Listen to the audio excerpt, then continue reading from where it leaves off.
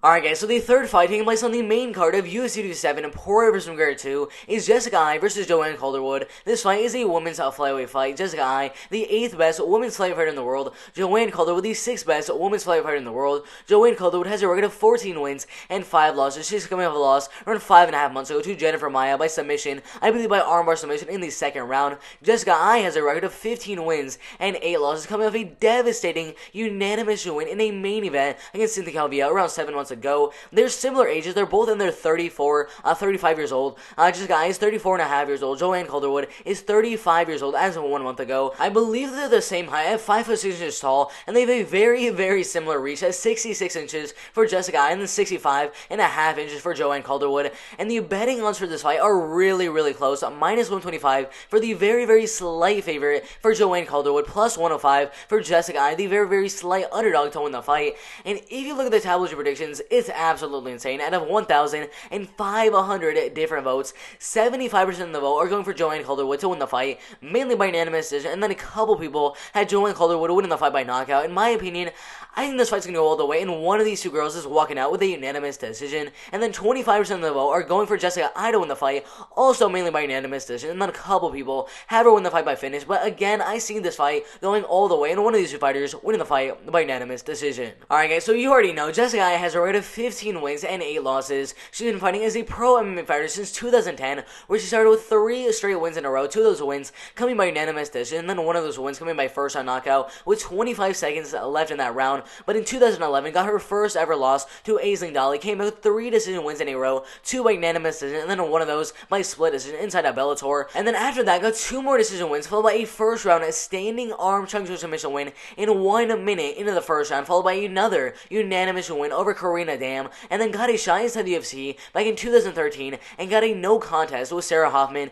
The fight went all the way. I'm not really sure what happened there, but the fight did turn into a no contest, and then she lost her next fight in 2014 to Alexis Davis by split decision in a very, very close fight. Came out with a second round, a doctor stoppage against Leslie Smith. I mean, that fight was absolutely insane. You guys have to look that fight up. Jessica Eye versus Leslie Smith. I mean, her ear looked like it was about to pop off. That was absolutely insane. But after that win against Leslie Smith, she went on a 4-fight losing streak inside the UFC against Amisha Tate, Juliana Pena, Sarah McMahon, and Betch Gohea. 3 of those losses coming by unanimous decision, then 1 of those coming by split decision to Betch Gohea. But somehow, I really don't know how the UFC gave her another shot and ended up winning that fight by split decision in another close fight in 2018 against Kalindra Feria. And they got a unanimous win over Jessica Rose Clark, a split decision win over Caitlin Chukagian, lost 1 fight to the champion in Valentina Shevchenko by second round head kick KO win. Came back with a decision win over Vivian Araujo, and then got a main event fight against Cynthia Calvillo. She did lose the fight by unanimous decision, but guess what, guys?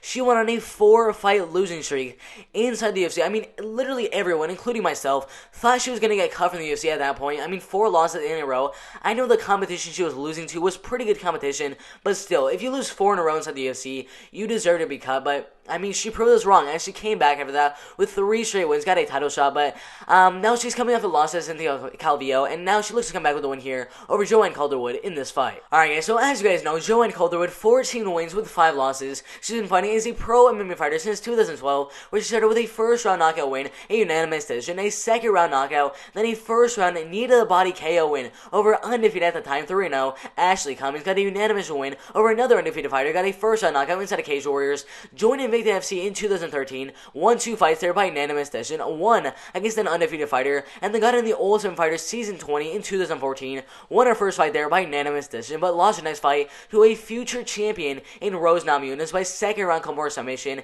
Came back on the Ultimate Fighter 20 finale with a decision win over Sihi Ham, but in her next fight in 2015, ended up getting her first ever pro MMA loss by first round armbar submission against an undefeated fighter in Marina Moroz. Came back with a decision win over Courtney Casey, a third round body kick KO win. Lost her next 2 fights to Jessica Andrade by first round guillotine choke submission, and then Cynthia Calvillo by unanimous decision. And in 2018, came back with a lot of good wins. A first round triangle armbar submission win over Kalincha Fajita, a unanimous win over Ariane Lipsky. Lost her next fight to Caitlin Chukagian by unanimous decision, and then came back with a split decision win in a very, very close fight against Andrea Lee, and then lost 1 fight to Jennifer Maia by armbar submission with 30 seconds left in the first round. And now she looks to come back with a win here over Jessica Eye in this fight. Alright, guys, so I'm just gonna say it right now. I really, really hope that Jessica I loses this fight. It's not because I'm putting any money on Joanne Calderwood to win the fight. It's not like, it's not anything selfish like that. It's literally just because Jessica I misses weight so many times. I mean, how do you like? There's a fight, a couple of fights ago. Jessica I literally missed weight by like 6 or 7 pounds. She was in the 130s as a flyweight. There's no way you should be doing that. The UFC should have took all her money. Probably said even if she won the fight, make it a no contest because there's no way you should be coming in that heavy to a flyweight fight.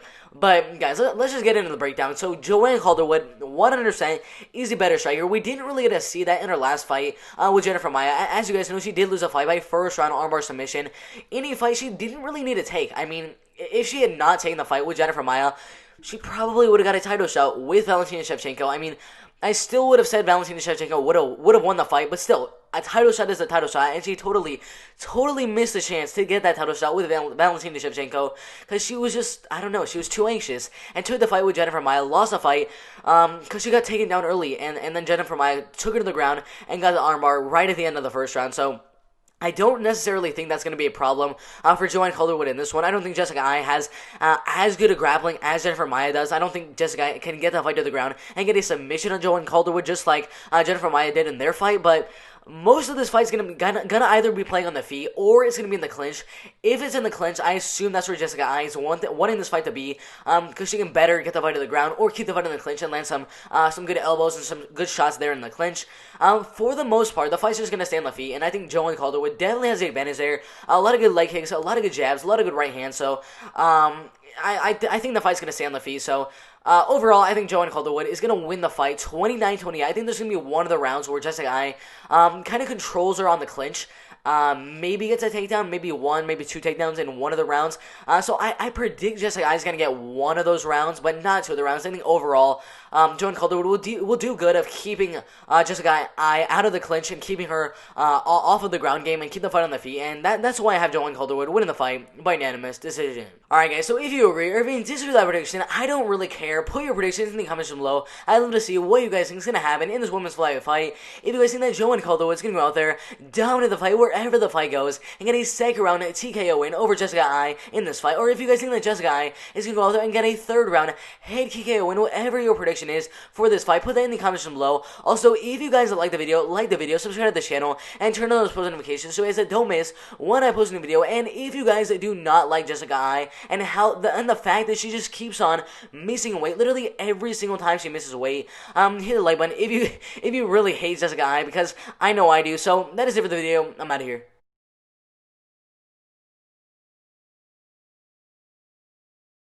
Yeah, just trying to get it 8 minutes to get some ads on it.